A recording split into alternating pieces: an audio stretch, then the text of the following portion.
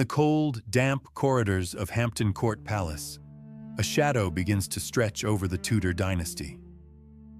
The year is 1540, and King Henry VIII, an aging monarch plagued by a festering leg wound and a volatile temper, seeks a new beacon of youth to distract him from the failures of his previous marriages. Enter Catherine Howard, a teenager of high lineage but low oversight, thrust into the shark-infested waters of the royal court. She is the rose without a thorn, a title that would soon become a cruel irony. The air is thick with the scent of burning tallow and the weight of secrets kept behind heavy oak doors. Catherine's journey did not begin in the king's bed, but as a lady-in-waiting to the rejected Anne of Cleves. To the aging Henry, Catherine was a vibrant contrast to the political coldness of his current queen. The Howard family, led by the ambitious Duke of Norfolk, saw in her a vessel for their own ascent. They groomed her, dressed her in the finest silks, and positioned her where the king's wandering eyes could not miss her. She was a pawn in a game of high-stakes chess, unaware that the board was already stained with the blood of her cousin, Anne Boleyn. The courtship was swift and suffocating. Henry showered the girl with jewels and land, blinded by a desperate need to reclaim his lost vigor. For Catherine, the king was less a man and more a monumental force of nature, erratic, dangerous, and increasingly immobile. She was forced to play the role of the devoted consort while the court watched with bated breath. The whispers grew in the dark corners of the palace. Many knew of Catherine's past in the Lambeth household, where the lack of supervision had led to indiscretions that now threatened to resurface like ghosts in the candlelight. To understand the tragedy, one must look back to the Duchess of Norfolk's house at Lambeth. It was a place of nocturnal escapades, where young Catherine shared beds and promises with men like Henry Manox and Francis Derham. In the reckless heat of youth, she had exchanged vows of pre-contract with Derham, an act that, under Tudor law, could be seen as a legal marriage. These secrets were buried under layers of courtly etiquette, but as Catherine ascended to the throne, the men from her past began to see her crown not as a symbol of majesty, but as a target for blackmail. In July 1540, the trap was sprung. Henry married Catherine in a private ceremony at Oatlands Palace, on the very day Thomas Cromwell was executed. The proximity of a wedding to a beheading was a grim omen that few dared to speak of. Catherine was now the Queen of England, but her heart was heavy with the weight of her hidden history. She was surrounded by enemies who waited for a single slip, and a husband whose love was as volatile as a summer storm. The crown was placed upon her head, yet the shadow of the axe remained ever present in her peripheral vision. As the honeymoon phase waned, the reality of life with the king became a grueling endurance test. Henry's leg ulcer caused him agonizing pain, turning him into a recluse who lashed out at anyone nearby. Catherine, still a child in many ways, found herself trapped in a gilded cage with a dying giant. She sought solace in the company of those closer to her own age, specifically the king's favorite, Thomas Culpeper. It was a dangerous game of proximity and passion, played out in the dead of night when the king's snores echoed through the silent, watchful halls of the palace. The arrival of Francis Derham at court was the beginning of the end. Fearing his knowledge of her past, Catherine made the fatal error of appointing him as her private secretary. It was a move born of desperation, an attempt to keep his mouth shut by keeping him close. But at the Tudor court, proximity was a catalyst for gossip. Derham's presence was a ticking time bomb, and the Queen's enemies, particularly those who favored the Protestant cause over the Howards' Catholic influence, began to gather the threads of her undoing. The air in the palace grew cold, vibrating with the coming storm. While Derham was a threat from her past, Thomas Culpeper was the danger of her present. Guided by the Machiavellian Jane Boleyn, Lady Rochford, the Queen began to meet Culpeper in secret. These were not grand romances, but hurried, terrified encounters in back rooms and during royal progresses.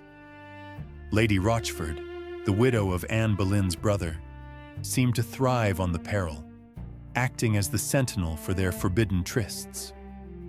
They were walking on a thin sheet of ice over a bottomless abyss, believing their status and the king's blindness would protect them from the inevitable collapse. The end began with a letter. On All Saints' Day, 1541, as King Henry sat in the chapel at Hampton Court, a message was delivered to Archbishop Thomas Cranmer. The anonymous note detailed Catherine's previous life at Lambeth and her unchaste behavior before her marriage.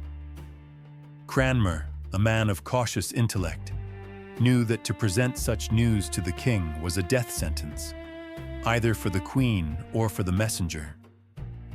He chose to deliver the news in writing, placing the parchment on the king's prie-dieu, a silent bomb set to explode the king's fragile world of perceived domestic bliss. Henry's initial reaction was one of disbelief and fury. He refused to believe his rose was tarnished, ordering a secret investigation to disprove the claims. He wanted the heads of the accusers, not his wife's. However, as Cranmer and the King's Council began to interrogate the residents of Lambeth and Catherine's former associates, the truth began to bleed through the lies. The investigation was cold, methodical, and ruthless. Every witness brought a new piece of the puzzle, painting a picture of a girl who was never the Virgin Queen Henry imagined. The walls of the palace were closing in on Catherine Howard. The interrogation of Francis Derham, Catherine's former lover from her days in Lambeth, began in the bowels of the Tower. Faced with the king's interrogators and the threat of the rack, Derham's bravado crumbled. He confessed to a pre-contract of marriage with Catherine, a legal bond that, if true, invalidated her marriage to the king. The investigators documented every word on rough parchment, the scratching of their quills sounding like the sharpening of knives. The shadows in the stone chamber grew long as Derham detailed their youthful indiscretions, stripping away the Queen's innocence and replacing it with the stain of scandal. Thomas Cranmer, the Archbishop of Canterbury, felt the weight of the evidence becoming an avalanche. He revisited the residence of the Dowager Duchess of Norfolk's household. The testimony was consistent and damning. Catherine had shared a bed with Derham and called him husband. In the eyes of the law, she was never Henry's wife. Cranmer, a man of cold logic, knew this pre-contract was the weapon that would dismantle the Howard family's power. He prepared a final report for the king, the ink barely dry as the candle flickered in the drafty hall, casting long, wavering shadows against the stone. But the investigation unearthed a more recent and more dangerous secret. While Derham was the ghost of her past, Thomas Culpeper, the king's own favorite groom of the stool, was the demon of her present. Rumors of midnight meetings facilitated by Lady Rochford surfaced. The Duke of Norfolk, realizing his niece was a liability, began to distance himself, his face a mask of cold fury and self-preservation. The web was no longer just about youthful folly. It was now about active adultery against the crown, a crime of high treason that carried the ultimate price. The family's legacy was crumbling. At Hampton Court, the atmosphere turned funereal. Catherine was confined to her private chambers, the vibrant music and laughter of the court replaced by a suffocating silence.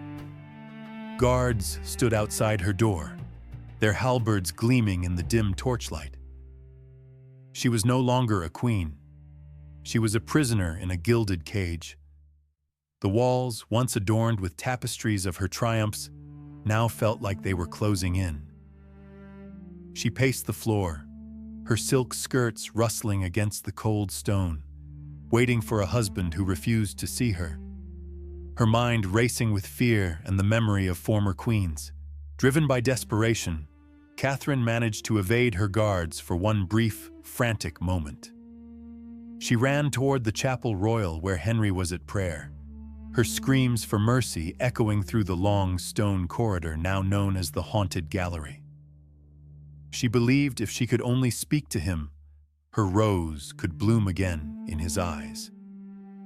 But the guards seized her before she could reach the door. Her cries were cut short as she was dragged back to her rooms, the king remaining silent and invisible behind the heavy oak doors, the sound of her struggle fading into the cold silence. Thomas Culpeper was brought in for questioning. Unlike the low-born Derham, Culpeper was a man of the inner circle. His confession was extracted through a mix of psychological pressure and the looming shadow of the executioner's block. He admitted to knowing the queen carnally, claiming she had seduced him.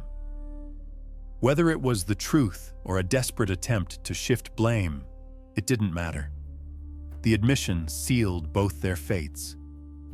The counselors watched him with cold, unblinking eyes, recording the betrayal of their king in the flickering candlelight, the scratch of their quills marking the end of his life. When the full weight of the evidence was finally presented to Henry, his reaction was not the explosion of rage the council expected, but a chilling, quiet collapse. He wept openly, a rare sight for the Lion of England. His pride was shattered. He had been made a fool by a girl. The heartbreak soon curdled into a cold, lethal vengeance. He ordered the council to proceed with the full force of the law. There would be no more mercy, no more secret investigations. The rose without a thorn was to be plucked and discarded, her name erased from his heart and history. The King's Council formally met to draft the Bill of Attainder. This legal maneuver allowed them to bypass a standard trial and move straight to a conviction for high treason. The room was thick with the scent of old wax and ink. Each council member signed the document, their signatures a collective death warrant. Catherine was accused of an abominable life before her marriage and incestuous adultery after. The political machinery of the Tudor court, once her greatest ally, had now turned into a crushing millstone, grinding her royal status into dust as the candles burned low in the chamber. The humiliation was systematic. Catherine was officially stripped of her title as queen. Her jewelry, once gifts from a doting husband, was inventoried and taken away. Her ladies-in-waiting were dismissed, replaced by stern wardens. The royal coat of arms was removed from her presence. She sat in a room that grew colder by the hour, the muted colors of her surroundings reflecting her fading status. She was no longer Catherine the Queen, but merely Catherine Howard, a woman accused of the highest crimes against the state, waiting for the final word on her life. The order for her transfer arrived on a cold, gray morning. She was to be taken to the Tower of London, the final destination for those who failed the king. As she was led to the barge waiting at the Watergate, the Thames looked like liquid lead under the overcast sky. The crowds that once cheered her coronation were absent, replaced by a few silent witnesses in the shadows. The gates of Hampton Court closed behind her for the last time, the sound of the iron bolt echoing like a funeral bell across the misty river, signaling the beginning of her end. The barge drifted slowly toward the yawning maw of Traitor's Gate. The iron portcullis, slick with river grime and ancient moss, loomed over Catherine like the teeth of a great beast. As the boat scraped against the damp stone steps, the heavy silence was broken only by the rhythmic lapping of the dark Thames. Here, the power of the Queen Consort vanished, replaced by the cold reality of a prisoner of state. The mist clung to her velvet robes, dampening the fabric and pulling at her spirit. She looked up at the white tower, its pale stones ghostly in the half-light, knowing that many who entered through this water gate never returned to the world of the living.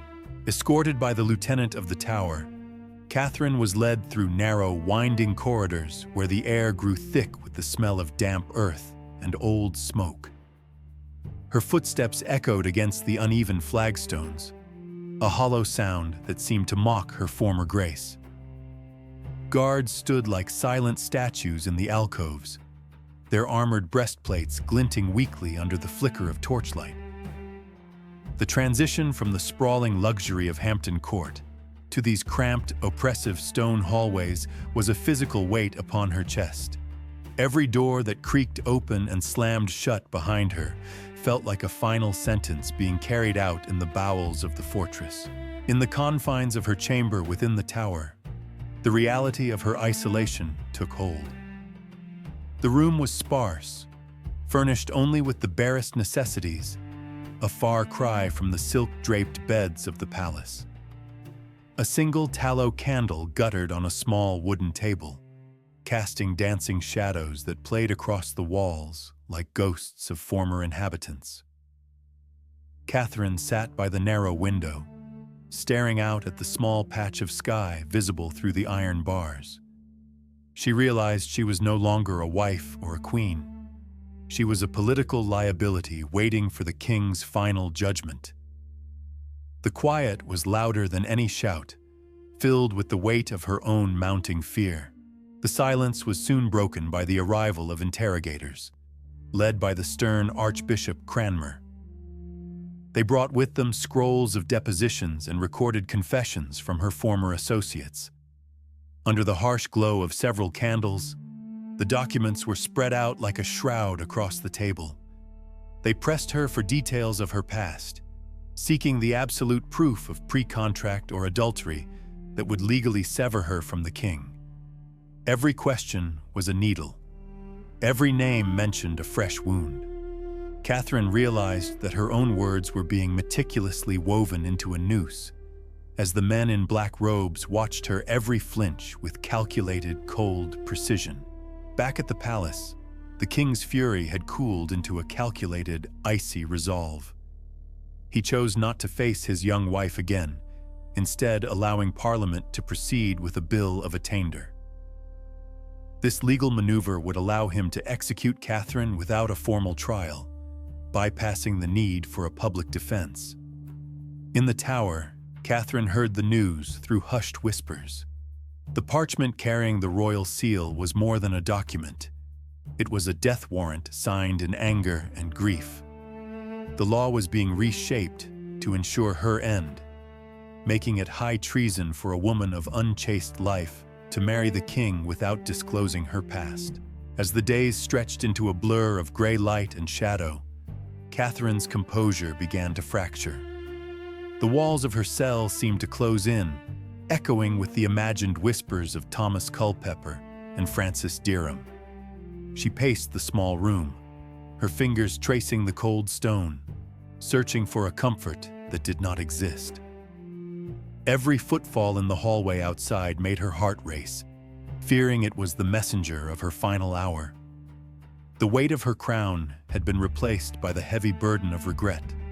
She was a girl caught in a web of courtly intrigue that she had never truly understood, now facing the ultimate price for her youthful indiscretions. News reached the tower of the executions of Culpeper and Derham at Tyburn and Tyburn Hill. Their deaths were brutal, intended to serve as a warning to all who would dare touch the king's property. Catherine wept in the shadows of her room, knowing their blood paved the way for her own. The realization that those who had loved her or used her were gone made her solitude absolute. The world outside continued its cold winter march, but for Catherine, time had slowed to the drip of condensation on the stone walls. The machinery of Tudor justice was grinding forward, and its next turn would bring her to the block. In a moment of macabre preparation, Catherine requested that the executioner's block be brought to her cell. She needed to know how to compose herself, how to place her neck so that the end would be swift. Under the flickering light of a few candles, she knelt before the heavy wood, practicing the final gesture of her life. It was a scene of surreal tragedy, a young queen rehearsing her own death in the quiet of the night. The guards watched through the iron grate, moved by the sight of her small form against the jagged wood.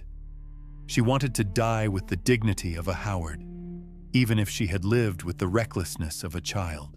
The night before the execution was the longest of her life. Catherine spent the hours in prayer, her beads clicking softly in the darkness. She wrote final letters, her quill scratching against the rough parchment, though she knew not if they would ever reach their destination. The guttering candles cast long, flickering shadows that danced like executioners on the walls. Outside, the sounds of the scaffold being erected on Tower Green drifted through her window, the rhythmic thud of hammers against wood. Each strike was a heartbeat, counting down the minutes until dawn. She found a strange, cold peace in the inevitability of the morning, her spirit finally detaching from the world of the living. Dawn broke over London, a pale, sickly light filtering through the winter mist. Catherine was dressed in a simple gown of black velvet, her hair bound up to leave her neck bare. As the cell door opened for the last time, she stepped out into the cold morning air, flanked by guards and the mourning ladies who had remained loyal. The walk to Tower Green was short, but it felt like a journey across an ocean. Ahead, the scaffold waited, draped in black cloth, standing stark against the gray stones of the White Tower. The small crowd gathered in silence, their breath visible in the freezing air, as the doomed queen made her final approach. Catherine ascended the wooden steps of the scaffold, her legs trembling, but her gaze fixed forward. The structure was a desolate island in the middle of the courtyard, draped in heavy black wool. She looked out at the small assembly of witnesses, noting the grim, stony faces of the king's officials. The air was bitingly cold, biting into her exposed neck where her hair had been swept away. She felt the heavy weight of her lineage and her failures. Every step echoed on the timber, a rhythmic countdown to her end. Beside her, the lieutenant of the tower stood like a silent sentinel, his face a mask of duty. Catherine stood before the crowd, her voice surprisingly steady despite the visible shaking of her hands. She began her final address, acknowledging her sins against the king as the law required.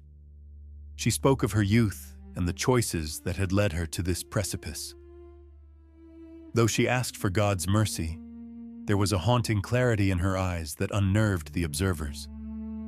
The spectators watched, some with hidden pity and others with cold indifference. She was a girl of 19, yet the gravity of the moment aged her. The historical record would capture her words, but her internal turmoil remained a mystery. Legend says she uttered a final, scandalous confession, that she died a queen, but would have preferred to live as the wife of Thomas Culpeper. Whether truth or myth, the words hung in the frigid air like a curse. The guards shifted uncomfortably, and the priest held the crucifix tighter, his knuckles white. It was a moment of raw human emotion amidst the cold machinery of Tudor law. Her defiance, if it truly existed, was her last act of rebellion against a crown that had first elevated and then crushed her. The silent crowd stood frozen as she finished speaking. The executioner, clad in a dark tunic and mask, stepped forward from the shadows of the scaffold. He knelt before Catherine, asking for her forgiveness as was the custom of the era. She granted it with a small, graceful nod, her composure never wavering in the face of death. The man's hands, calloused and rough, reached for the heavy axe resting against the block. The metal gleamed with a dull, lethal silver light. The silence on Tower Green was absolute, broken only by the distant caw of a raven perched upon the battlements of the White Tower. Watching the ancient British mystery unfold, Catherine knelt upon the hard wood, the straw beneath her rustling softly in the wind. She placed her head upon the executioner's block, a rough-hewn piece of oak that had seen the end of many before her. She closed her eyes, her lips moving in a silent, final prayer. The world around her narrowed to the scent of old wood and the sound of her own heartbeat. The crowd held its collective breath, the tension thick enough to be felt. The executioner raised the axe high, a silhouette of impending doom against the gray morning sky of London. With a swift, sickening thud, the axe descended, and the deed was done. The short and turbulent reign of Henry's fifth queen ended in a single stroke. A collective gasp escaped the crowd before a heavy, unnatural silence returned to the courtyard. The transition from life to history was instantaneous. The mist seemed to thicken, as if trying to shroud the gruesome scene from the eyes of God. Catherine Howard was no longer a living woman, but a tragedy carved into the annals of British royalty, another victim of the king's volatile favor and the court's deadly intrigues. The executioner held the head aloft, the traditional cry of "So perish all traitors" echoing through the courtyard. There was no cheering, only a somber realization of the finality of the king's law. Her ladies-in-waiting wept quietly, their faces buried in lace handkerchiefs. The guards began the grim task of clearing the scaffold as the crowd dispersed. The black cloth was stained, and the cold winter air grew even more oppressive. The spectacle was over, but the mystery of her true heart and the shadows of her secrets remained buried with her, fueling centuries of dark speculation. Catherine's remains were gathered with unceremonious haste. Wrapped in a simple linen shroud, she was carried to the chapel of St. Peter ad Vincula, located within the tower walls. There, beneath the cold stone floor, she was laid to rest near her cousin, Anne Boleyn. No grand monument was erected. No ornate tomb marked her resting place. She was buried in the shadows of the very fortress that had become her prison. The flickering candlelight of the chapel cast long, dancing shadows on the walls as the priest muttered the final rites in the hollow silence of the church. Miles away at Hampton Court, King Henry VIII received the news of the execution with a cold, impenetrable silence. He did not weep, nor did he offer a prayer for his former wife. Instead, he turned his attention back to the affairs of state and the lavish comforts of his court. The Queen's name was forbidden to be spoken, as if he could erase her existence by royal decree. Yet, the empty chair at his side and the hushed whispers of his courtiers served as a constant, haunting reminder of the girl who had failed him and the mystery of his own cruelty. Years passed, but the story of Catherine Howard did not fade into the dust of the archives. Instead, it evolved into a legend of a restless spirit. It is said that her ghost still roams the haunted gallery at Hampton Court, her screams echoing through the corridors as she reenacts her desperate plea for mercy. The mystery of her guilt, the depth of her betrayals, and the cruelty of her end continue to fascinate. She remains a phantom of the Tudor age, a young woman lost in a web of power, lust, and the unforgiving laws of an absolute king. In the centuries following Catherine's execution, the legend of the rose without a thorn grew cold, yet interest remained white-hot among historians of the Victorian era. Scholars in the 19th century began sifting through the damp, subterranean archives of the Tower and the State Paper Office, seeking any overlooked evidence that might exonerate the young queen. They found themselves lost in a labyrinth of Tudor bureaucracy, where every scrap of ink-stained parchment seemed to hide a deeper secret.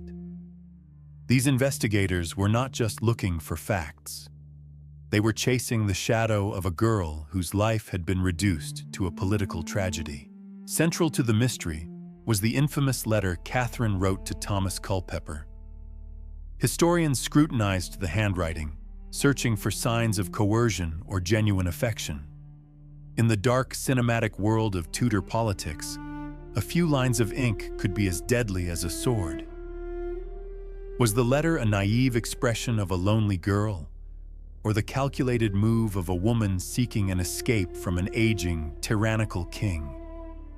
The shadows of the past seemed to cling to the yellowed paper, as researchers tried to decode the emotions of a woman who knew her every word was a gamble with death. Thomas Cranmer, the Archbishop of Canterbury, was the man who delivered the fatal blow to Catherine's reign. In the modern retelling, Cranmer is often seen as a reluctant inquisitor, caught between his duty to the king and his horror at the unfolding scandal.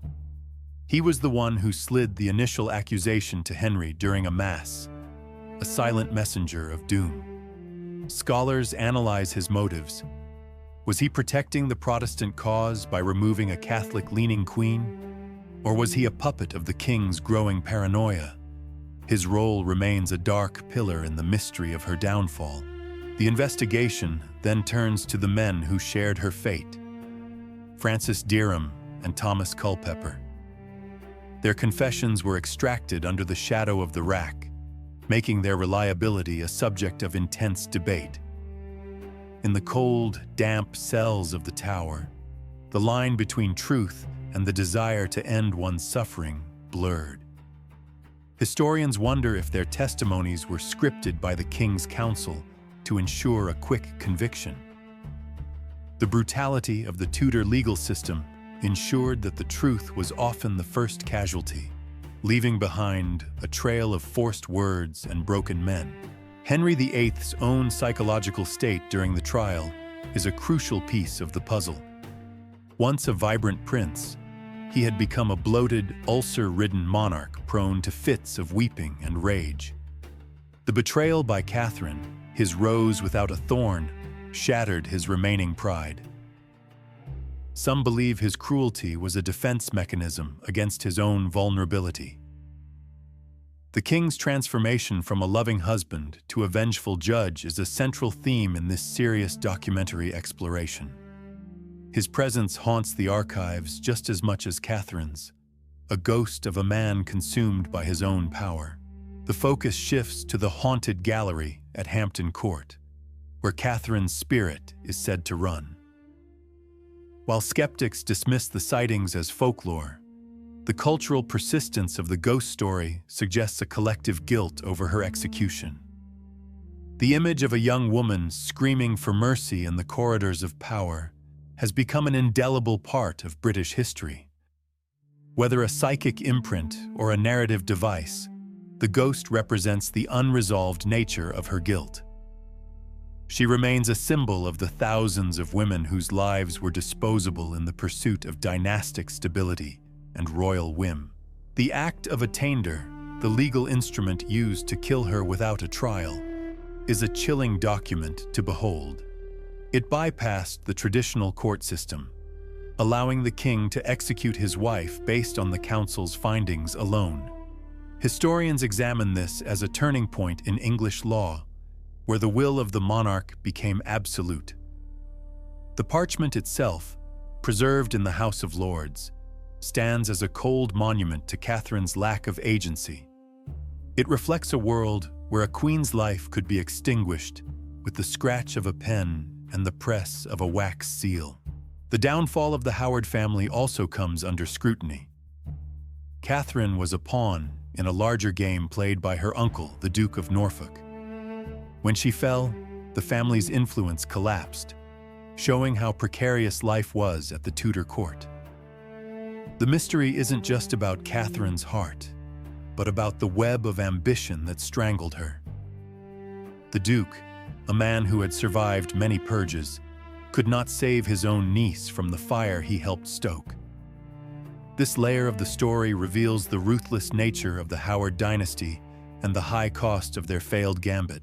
Comparing Catherine Howard to Anne Boleyn reveals the tragic patterns of Henry's marriages. Both were Howard kinswomen, both were accused of adultery, and both ended their lives on the same scaffold. However, Catherine lacked Anne's political wit and maturity, making her end seem even more senseless. This comparison highlights the king's repetitive cycle of infatuation and destruction. Historians argue that Catherine was a victim of a script already written by her predecessor's blood. In the muted colors of history, their stories blend into a singular narrative of how the Tudor crown devoured the women who wore it. As the batch of investigation concludes, we find that the mystery of Catherine Howard is less about whether she was guilty and more about the nature of power itself. She was a teenager caught in a machine designed to produce heirs and maintain absolute control. Her betrayals were perhaps the only way she could find a sense of self in a world that saw her as a mere vessel. The archival search ends not with a clear verdict, but with a deeper understanding of her humanity. She remains a haunting figure, a young queen forever trapped in the dark, cinematic corridors of time. We pivot from the abstract reflection on power back to the chilling reality of 1540. Catherine Howard was not born a queen. She was born a Howard, a name that carried both the weight of ancient prestige and the burden of political desperation. In the drafty halls of her step-grandmother's house at Lambeth, she was a girl left largely to her own devices, navigating a world of loose supervision and adolescent exploration. Little did she know that her every youthful indiscretion would one day be weaponized by the very state that now groomed her for the throne, turning her private history into public treason. The Duke of Norfolk, Catherine's uncle, saw in his niece more than a relative. He saw a biological weapon to be deployed against his political rivals. As the king grew disillusioned with Anne of Cleves, Norfolk maneuvered Catherine into the royal eye. She was the bright, youthful contrast to the Flanders mare the king so despised. Behind the scenes, the Howard machine worked with cold, calculated precision, dressing the girl in finery she had never known and coaching her in the delicate art of captivating a monarch whose temper was as legendary as his girth. Henry VIII, aged and ailing, found himself revitalized by the young Howard girl. To him, she was his rose without a thorn, a symbol of a second youth he desperately clawed to regain. Their first encounters were staged theatricality at its finest, orchestrated by the court's most ruthless players. In the flickering candlelight of the banquet halls, Catherine smiled while the king leaned in, his heavy breath a constant reminder of the physical decay hidden beneath his royal robes. She was playing a part in a play where the script had already been written in blood. The marriage was swift, occurring almost immediately after the king's previous union was dissolved.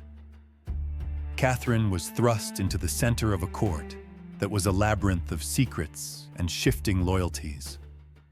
She was a teenager expected to navigate the most dangerous political environment in Europe. While she wore the crown with a mix of terror and triumph, the ghosts of her past remained at Lambeth. Her previous life, filled with clandestine romances and broken promises, began to catch up with her as soon as the wedding bells stopped ringing, echoing through the dark corridors of Whitehall.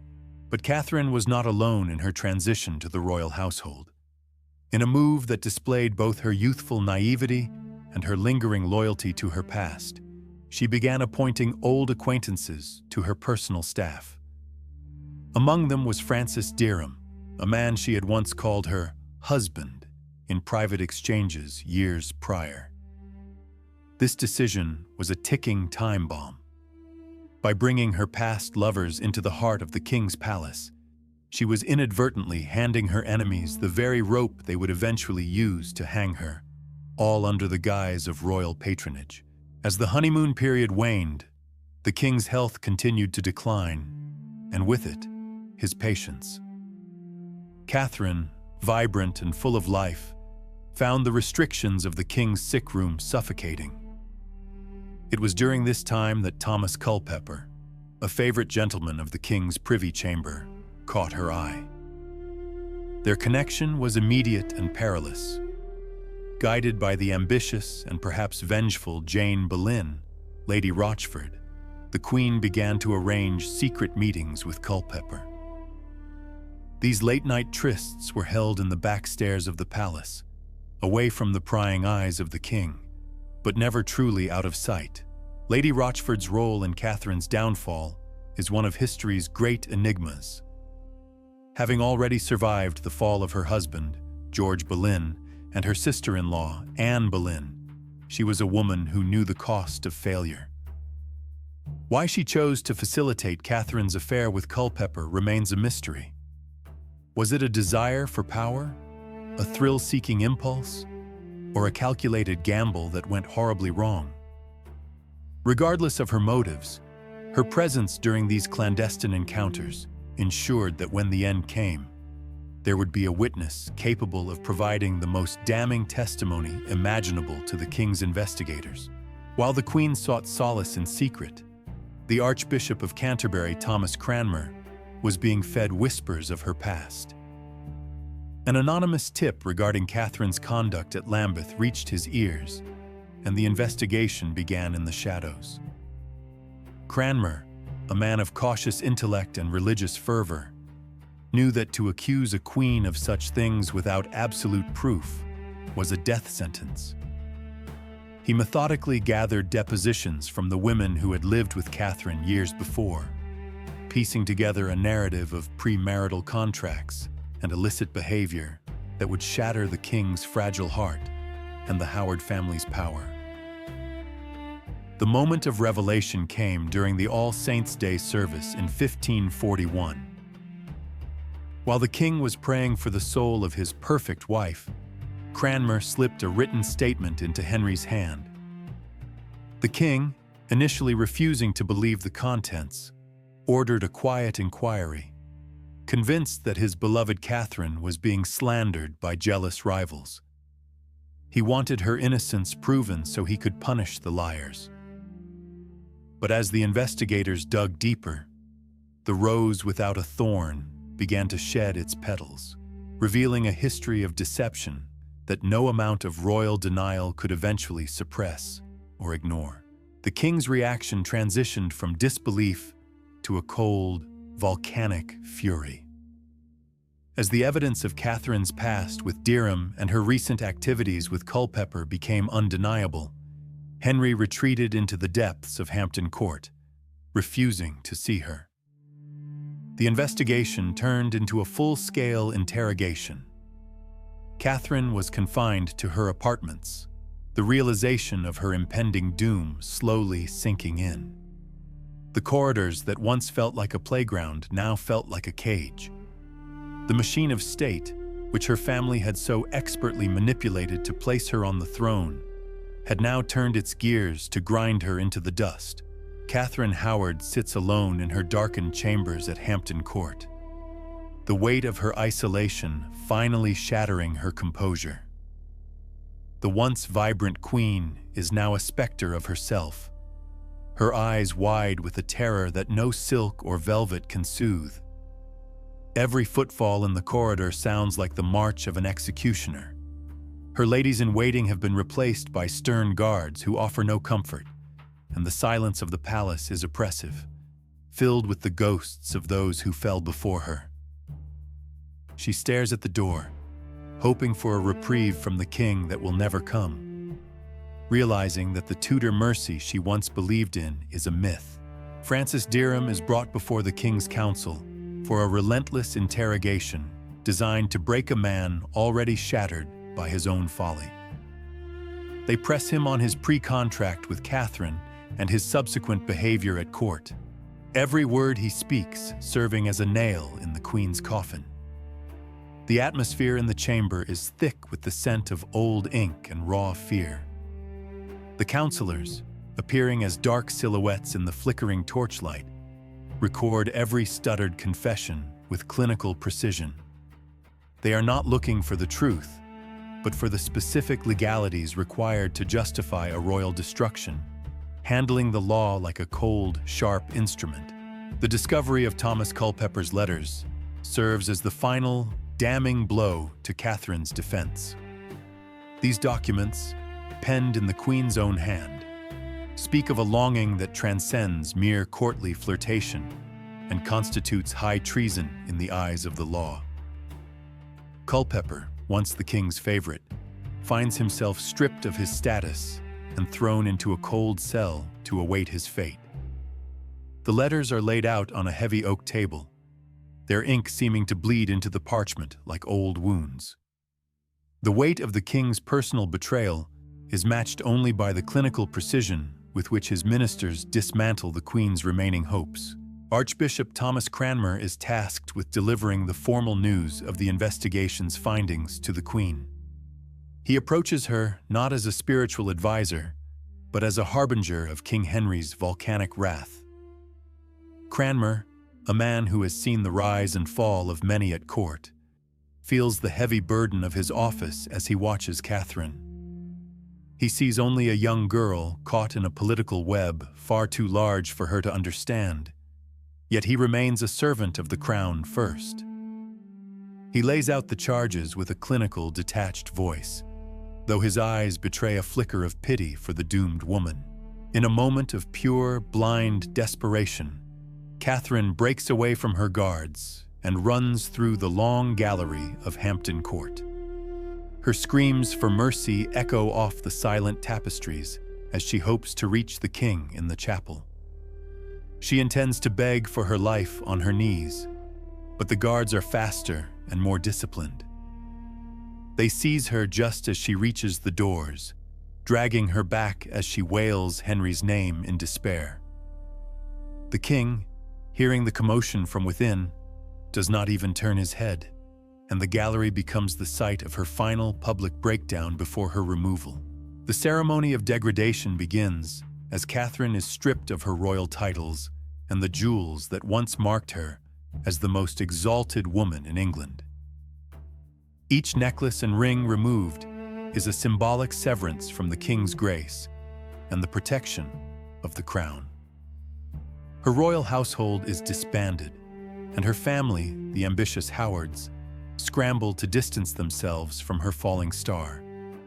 The finery that once symbolized her power is now merely inventory for the state.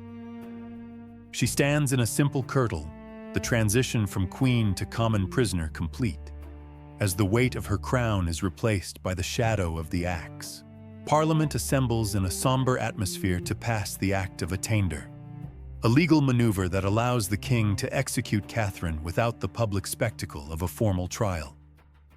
The Lords and Commons sit in silence as the bill is read, the words condemning her for her unchaste life before and during her marriage. The ink on the document is thick and black, a finality that no plea or family influence can overturn. The machinery of the English state works with cold, efficient ruthlessness, ensuring that the king's honor is salvaged by the blood of his young wife while maintaining the veneer of legality.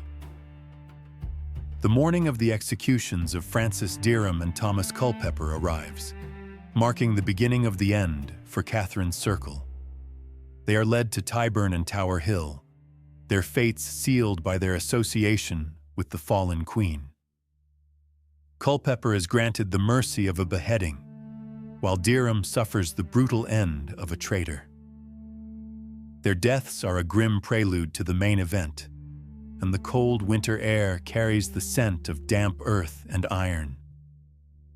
As their lives are extinguished, the path to Catherine's own scaffold is cleared of all legal obstacles, leaving her completely alone in her final hours of life. Catherine is moved from the relative comfort of Hampton Court to the forbidding towers of London.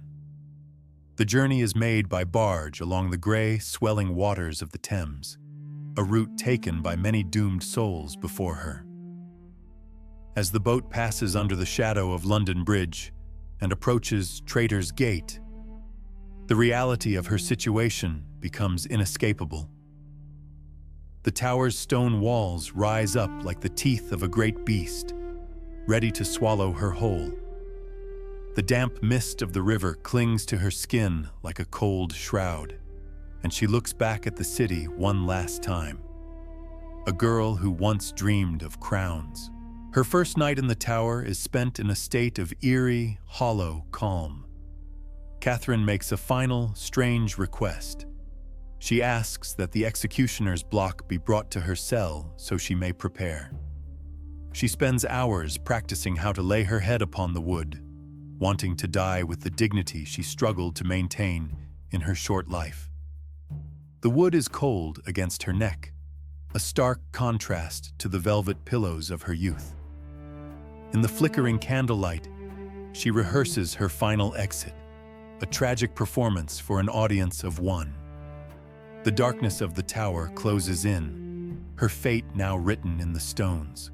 Dawn on February 13th, 1542, arrives with a cold, biting mist that clings to the grey stones of the Tower of London. Inside her chamber, Catherine Howard is assisted by her remaining ladies-in-waiting, her movements slow and deliberate as she dresses for the final time. She chooses a gown of somber black damask, a stark contrast to the vibrant jewels and silks of her short-lived reign. The atmosphere is heavy with the scent of damp stone and the guttering candles that have burned through the night. There is no weeping now, only a chilling, quiet efficiency as the Queen prepares to meet her end. The heavy iron bolt of her door slides back with a resounding metallic clang that echoes through the silence of the corridor. Sir John Gage, the constable of the tower, enters with a small contingent of guards. His face is a mask of professional detachment, yet there is a flicker of somber respect in his eyes as he gestures for Catherine to follow. She steps out into the hallway, her small stature dwarfed by the towering stone arches and the shadows of the men-at-arms. Each footfall on the uneven flagstones marks the steady, irreversible march toward the scaffold built on Tower Green. As the procession emerges into the open air of Tower Green, the biting wind tugs at Catherine's hood. A small, select group of witnesses has gathered, their faces grim and shrouded in fur-lined cloaks. Among them are members of the council and her own kin, who watch with a mixture of political survivalism and hidden grief. The scaffold stands as a dark silhouette against the leaden sky, a wooden stage draped in black cloth that seems to absorb what little light the morning provides. The distant caw of a raven is the only sound breaking the rhythmic thud of the guards' halberds. Catherine ascends the wooden steps of the scaffold with a steady hand, surprising those who expected a trembling girl. Her training in the previous night's solitude has served her well. She moves with the poise of a queen performing her final duty.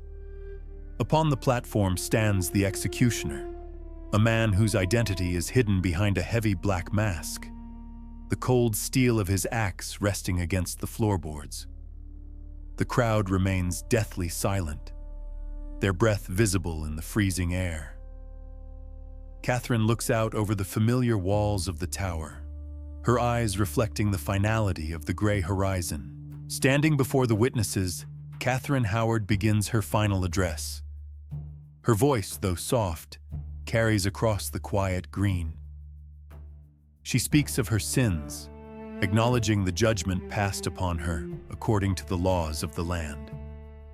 According to legend and the whispered accounts of the time, she utters the haunting phrase, "I die a queen, but I would rather have died the wife of Culpeper." Whether truth or myth, the words hang in the air like a ghost, a final act of defiance or a confession of a heart that never truly belonged to the aging King Henry.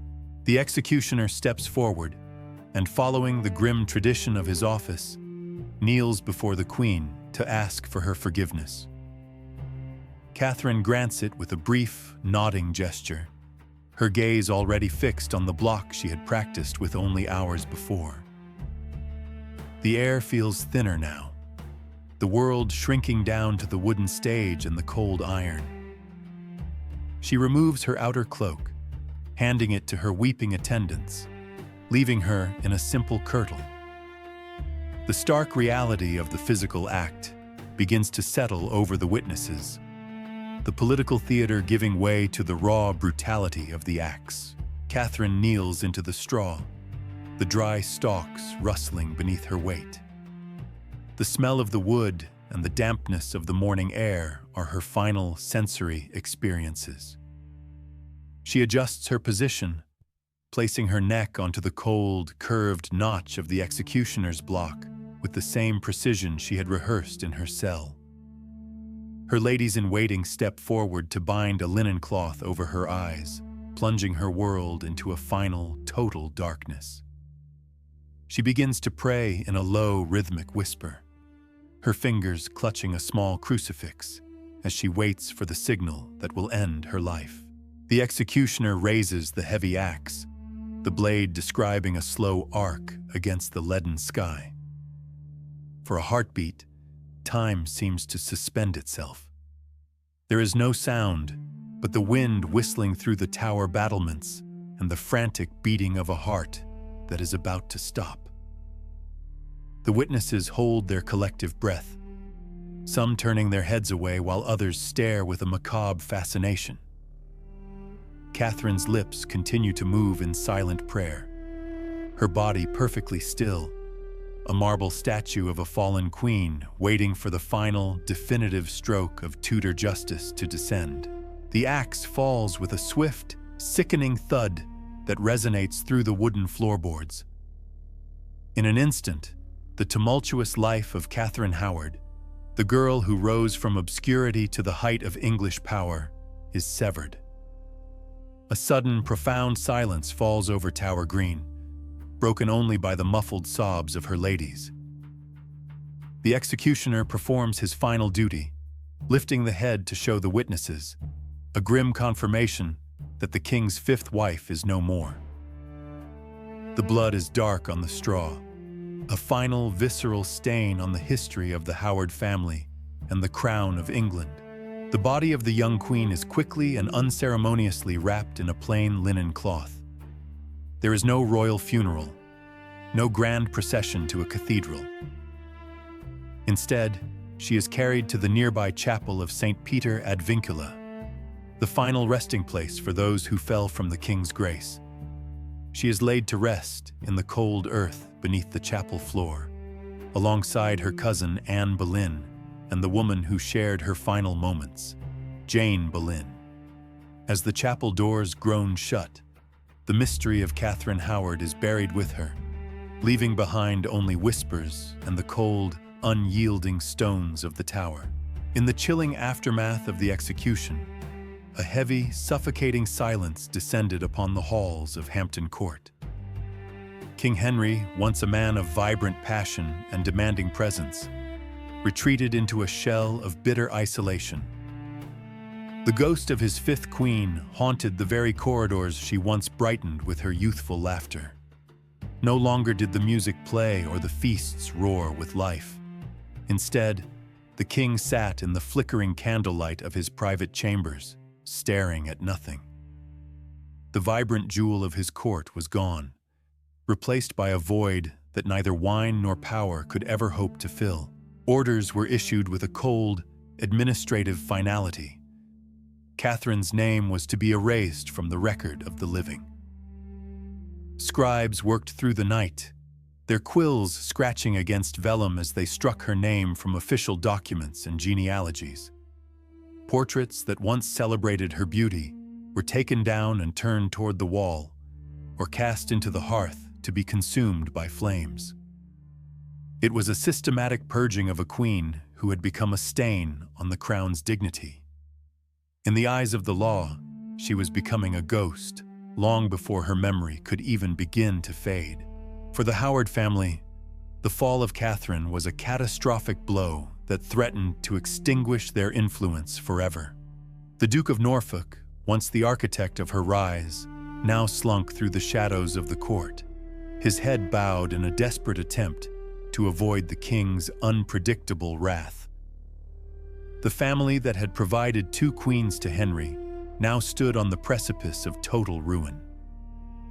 Fear permeated their households as they burned private letters and whispered in hushed tones, wondering who among them would be the next to face the executioner's cold blade in the name of treason. As the months passed, the king's physical health began to mirror the decay of his spirit. The ulcer on his leg, a constant and painful reminder of his mortality, grew worse, the scent of infection hanging heavy in his presence. He became a man of volatile moods, swinging between moments of profound melancholy and sudden explosive rages. The betrayal he felt from Catherine had calcified into a general distrust of everyone around him. He paced the floors of his palaces, a limping, heavy figure whose every step echoed like a funeral knell through the silent, terrified royal court. Whispers began to circulate among the servants and guards at Hampton Court. Tales of a woman in white seen running through the gallery. They spoke of a phantom who wailed in the night, reenacting her desperate plea for mercy that Henry had once ignored. This haunted gallery became a place of dread, avoided after sunset by even the bravest souls. Though the king tried to bury her in the earth, Catherine Howard refused to stay silent in the collective memory of the palace. Her tragic end had birthed a legend that would outlive the very walls that imprisoned her. The political vacuum left by the Howards' disgrace was quickly filled by new, ambitious factions. The Reformist Party, led by men like Thomas Cranmer and the Seymours, began to consolidate their power, steering the king toward a more Protestant future. They moved with the grace of predators, ensuring that no Howard would ever again hold the king's heart or his ear. As they plotted and maneuvered, the memory of the girl queen became a mere cautionary tale used to frighten rivals. The court was changing, evolving into a place where survival meant total loyalty to the king's ever-shifting whims. Thomas Cranmer, the archbishop who had delivered the fatal blow to Catherine's reputation, found himself haunted by the efficiency of his own work. In the quiet of his library, he reviewed the confessions and the testimonies that had sealed her fate. He was a man of God caught in the gears of a ruthless state, his hands stained with the ink of death warrants. Though he believed he had acted for the safety of the king and the realm, the image of the young girl facing the block remained a weight upon his conscience, a silent passenger in his prayers. Deep beneath the stones of the chapel of St. Peter ad Vincula, the dust began to settle over Catherine's final resting place. The world above continued its frantic pace, but here, in the cold damp of the earth, there was only a profound and heavy stillness. She lay near the bones of those who had met similar ends, a silent congregation of the fallen. There was no monument to mark her spot, no epitaph to tell her story. She was simply a girl lost to time, her presence reduced to a name whispered in the dark by those who still remembered the rose without a thorn. In a forgotten corner of a royal storehouse, a portrait of Catherine Howard sat draped in a heavy, dusty cloth. Once it had been a masterpiece of color and life, capturing her youthful bloom and the sparkle in her eyes. Now, it was a discarded relic of a forgotten era. As the fabric slipped slightly, a sliver of her painted face was revealed, staring out into the darkness with a haunting, frozen gaze. She remained a beauty preserved in pigment, even as her body returned to the earth and her name was being methodically scrubbed from the history of the Tudor dynasty. As King Henry VIII entered his twilight years, he often found himself staring at the empty spaces on the walls where his queens had once hung. The absence of Catherine Howard was a silent testament to the brutality of his reign. He had sought love and found only what he perceived as betrayal. He had sought an heir and found only the cold touch of death. The mystery of her life and her sudden violent end remained a shadow over his legacy. As the candles burned low, the king was a man alone, surrounded by the ghosts of the women he had once loved and then destroyed. In the final years of his life, Henry VIII's body became a cage of pain and regret.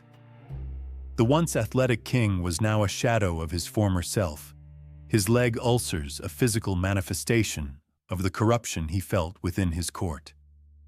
He spent hours in his private chambers, the air thick with the scent of medicinal herbs and burning tallow. Surrounded by tapestries that told stories of ancient conquests, he found no comfort in his past glories. His thoughts frequently drifted back to the young Catherine Howard, the rose without a thorn, whom he had plucked and then crushed in his paranoia. The court of Whitehall grew quiet, the vibrant music and laughter of Catherine's brief tenure replaced by a somber, fearful silence. Courtiers moved like ghosts through the corridors, terrified of triggering the king's volatile temper. The memory of the fifth queen's execution served as a permanent warning. Loyalty was no longer a virtue, but a survival tactic. Historians often note that the death of Catherine Howard marked the end of Henry's attempt at youthful joy. From that point forward, his reign was characterized by a cold, bureaucratic approach to power, leaving the mystery of his personal grief locked behind closed doors.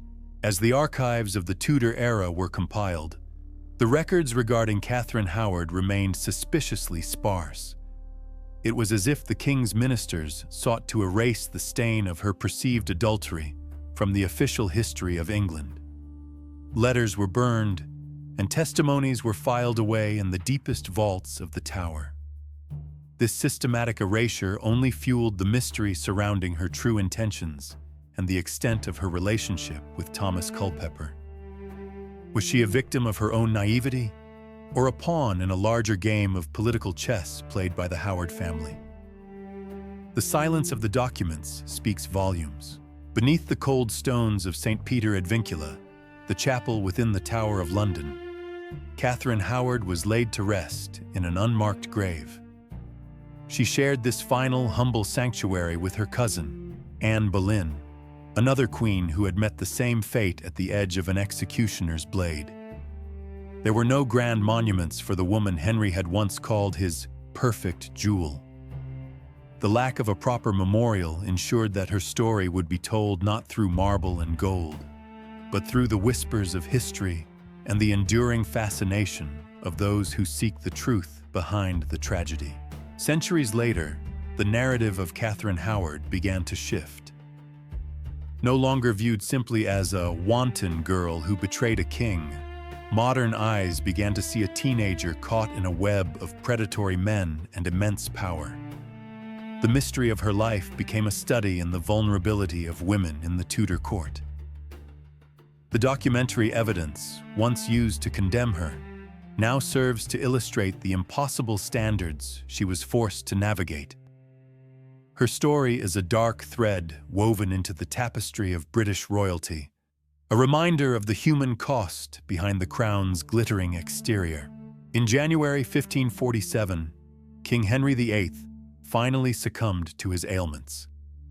As he lay on his deathbed, legends suggest he called out the names of those he had lost. Whether Catherine Howard's name crossed his lips remains a secret known only to the silent observers of his final moments. His death marked the end of a turbulent era, yet the ghosts of his wives continued to haunt the corridors of power. The king who had reshaped a nation left behind a legacy of blood and brilliance, with the mystery of his fifth queen's execution remaining one of the darkest chapters of his long reign. The true motives of Catherine Howard and Thomas Culpeper remain one of history's most debated enigmas. Were they truly in love, risking their lives for a passion that the king could no longer satisfy? Or was Catherine searching for a protector, someone to secure her future as the king's health failed? The secret letters they exchanged, filled with phrases of devotion and desperation, provide only a glimpse into their clandestine world. These scraps of parchment, are the only witnesses to a romance that challenged the authority of the most powerful man in England, leading directly to the scaffold. Symbolism often follows the story of Catherine Howard, specifically the image of the rose without a thorn. After her death, this title took on a bitter irony. In the royal gardens, the roses she once tended continued to bloom, indifferent to the fall of their mistress. For artists and poets, she became a symbol of fleeting beauty and the cruelty of time. The mystery of her life is often reflected in these visual metaphors, a flower beautiful to behold, but destined to be discarded. Her tragedy serves as a poignant reminder that in the Tudor court, even the most favored could fall in an instant. The Tower of London stands today as a monument to the many lives it claimed, with Catherine Howard's story being one of its most tragic. Visitors walk the grounds where she once spent her final, terrified days, seeking a connection to a past that is both distant and hauntingly present. The mystery of her execution is etched into the very stones of the fortress. As a documentary subject, her life offers a window into the absolute power of the monarchy and the fragility of those who lived within its shadow. She remains a figure of enduring fascination, a queen whose voice was silenced too soon. As we close the book on the life of Catherine Howard, the mystery of the girl queen persists. She was a product of her time, a victim of her family's ambition, and a casualty of a king's fragile ego. Her story is not just one of scandal and death, but a testament to the complex human emotions that drive history. Though her physical presence was erased by a vengeful husband, her spirit endures in the chronicles of the Tudor dynasty. The rose without a thorn continues to haunt the edges of our understanding, a beautiful, tragic enigma forever locked in the dark shadows of the past.